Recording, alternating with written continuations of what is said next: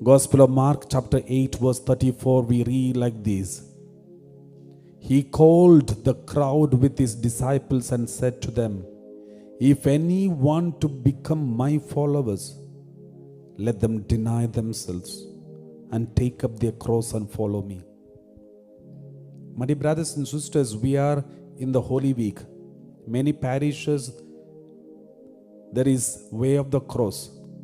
We also pray the way of the cross, and many parishes, they conduct the procession of the way of the cross, where people carry the cross on their shoulder and go for the way of the cross. I remember when I was in the seminary, we went to a mountain carrying the cross on the shoulder, a huge cross, wooden cross on the shoulder, and climbed the mountain. We were 12 of us, and we were carrying in turn. One person carries the wooden cross on the shoulder from one station to the another station. For the 14 stations, one station to another station, one person carries the cross, and then the cross is handed over to the next person, and he carries the cross to the next station, and likewise. And when I was carrying the cross and climbing this mountain, I found it so difficult to carry the cross. And the cross itself is heavy, and mountain is so steep, and it is so difficult to climb that mountain carrying the cross. But one thing consoled me. I don't need to carry the cross for all the 14 stations. I just need to carry the cross from this station to the next station. After that, I can just hand it over to the next person. Now it is his duty to carry. So that was the consolation we were experiencing when we were carrying the cross. We knew this cross is not for lifelong. We knew this cross is only for one station to another station. Therefore, we all carry the cross on Good Friday. We don't mind carrying the cross because we know it is not a lifelong cross. It is only from one station to another station, or maybe 2-3 stations, that's all. Or if someone is so pious and so full of love of God, you may carry the cross for 14 stations. But you may not continue after 14 stations.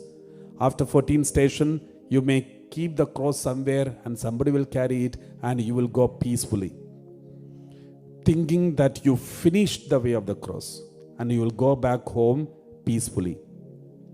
So that is how we celebrate way of the cross these days in the modern world. But during the time of Jesus, there was no way of the cross.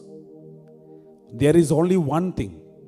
If anybody happened to see anyone on the street carrying the cross, that means he is going to be slaughtered. That man is going to be crucified. If anybody, Roman soldiers used to make many criminals to carry their cross and go through the streets, and at the end they used to be crucified. There is no way of the cross like what we do today. It was not there in the first century during the time of Jesus. There is only one way of the cross. That is the criminals who are going to be crucified. In that way of the cross, there is no return journey. There is only one way journey. If you happen to be carrying the cross, that means you are going to be killed. There is no return. There is no turning back. There is no life after that. That means that journey is going to end with the grave, going to be ended in the tomb, going to be ended on the Calvary, on the crucifixion.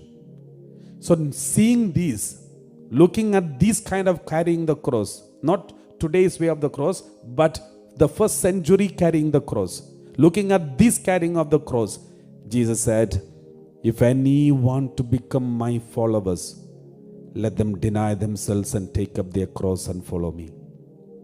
That means, if anybody wants to follow me, take up your cross and follow me. There is no return journey. There is no satisfaction you are going to experience after one station. You will have to complete all the stations. At the end, you will be crucified. There is no return journey. That is what Jesus meant by following the cross. That is what Jesus meant by saying carrying the cross.